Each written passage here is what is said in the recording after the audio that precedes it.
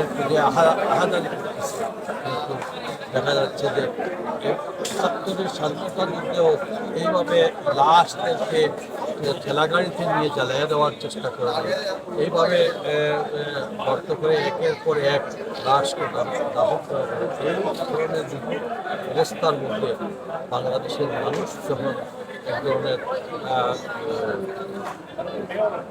British সরকারের জগদল পাতার মতো এবার চাবি যারা শহীদ হয়েছে তাদের মাত্রার কামনা করা হয়েছে, যারা মৃত্যুশূন্য পর্যায়ে রয়েছেন তাদের জন্য অবশ্যই আমাদের দেশনেত্রী,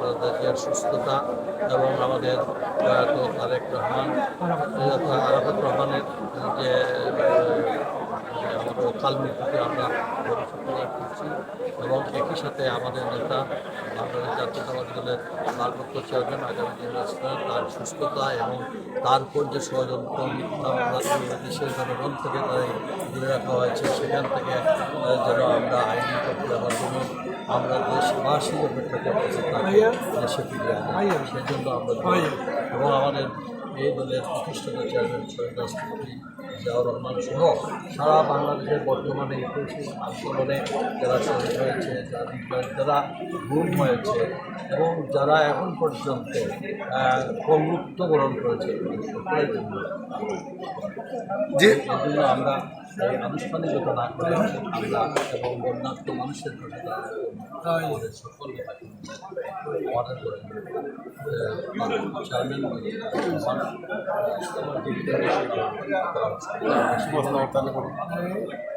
ধন্যবাদ। আপনি এখন যেটা বলছেন বন্যার্থ মানুষের জন্য আপনাদের প্রোগ্রাম তাদের কাছে বিলিয়ে দিয়েছেন, আমরা সর্বশেষ আপনার কাছে একটু জানতে চাচ্ছি দেশের মানুষ মুক্তি পেয়েছে এবং সেখানে আমাদের একটি অন্তর্বর্তীকালীন সরকার এসেছে। সেই সরকার এইসব দীর্ঘদিনের পুঞ্জীভূত যখন সমস্যা আছে এবং সমস্ত বাংলাদেশের সমস্ত প্রতিষ্ঠানগুলো যেখানে ধ্বংস হয়ে গেছে, যেখানে সেগুলোকে কাটিয়ে উঠতে তো একটু সময় লাগবে। সেই সময়ের জন্য আমরা আমাদের অবস্থান থেকে জনগণের সাথে যতটুকু সহযোগিতা করা আমরা সরকারকে সেইভাবে সহযোগিতা করব এবং পাশাপাশি আমরা মনে করি এটি নির্মাণে আমাদের সকলকে সহযোগিতা করা, তার পাশাপাশি আমরা যেন কোনো ধরনের দুর্বৃত্তদের কবলে পড়ে আমাদের নিরীহ জনগণের উপর কোনো ধরনের হামলা বা কোনো ধরনের মামলা এই ধরনের আমরা যারা 17 বছরে মানুষকে নির্যাতন করেছে তাদের বিরুদ্ধে আমরা কোনো ছাড় দেওয়া হবে না।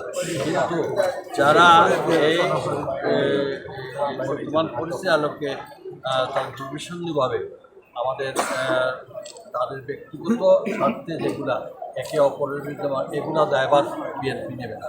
বিএনপি নেবে সেই সব বিগত 17 বছরে যারা বিএনপি সহ এদেশের মানুষের উপর নির্যাতন করছে এটা এবং এটা মিডিয়ার মাধ্যমে প্রকাশিত হয়েছে তাদের। কিন্তু ব্যক্তিগতভাবে কারা যারা এটা আওয়ামী দুর্বৃত্তরা এখন বিভিন্ন সুযোগে তারা মামলা মোকদ্দমা দিয়ে এখন দুষ্টাবানোর চেষ্টা করছে বিএনপির উপর। বিএনপি এই ধরনের কোনো কাজে সংশ্লিষ্ট না এবং আমাদের নেতা তারেক রহমান সুস্পষ্টভাবে বলছেন যারা এই ধরনের কাজে মানে অংশগ্রহণ করবেন তাদের ছাড় দেওয়া হবে না। আর আমি আরেকটা কথা বলে দিচ্ছি যে আমরা সিলেট বিএনপির আমি আমাদের অবস্থান থেকে আমরা বিএনপির কেন্দ্রীয় নির্দেশের বাইরে কোনো কাজে আমরা সংশ্লিষ্ট না।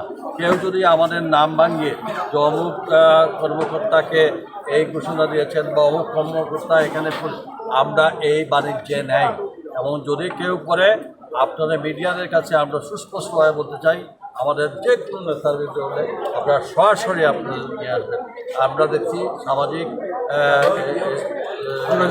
যোগাযোগ মাধ্যমে বিভিন্ন অপপ্রচার চালানো হচ্ছে। এতে আমাদের ভাবমূর্তি আমাদের ইমেজ নষ্ট করার জন্য, আমাদের দলের ভাবমূর্তি নষ্ট করার জন্য তারা এক ধরনের গোষ্ঠী কাজ করছে। আমি আবার অনুরোধ করব যে এই সকল কাজে যারা আছেন দয়া করে এইসব দেশের স্বার্থে এই যে হাজার হাজার ছাত্রতা রক্ত দিল তাদের সঙ্গে বেইমানি করার চেষ্টা করবেন না। আর কেউ দালালি করলে তার দায়ভার তারা নেবেন। আমরা সুস্পষ্ট আমাদের দলের সিদ্ধান্তের বাইরে আমরা কোনো কাজেই অংশগ্রহণ করব না। কেউ যদি করে থাকে আপনারা ধরে দিলেন, আমরাও ধরে আইনের আওতায় নিয়ে দেওয়ার জন্য আমাদের নেতা। ধন্যবাদ। ধন্যবাদ।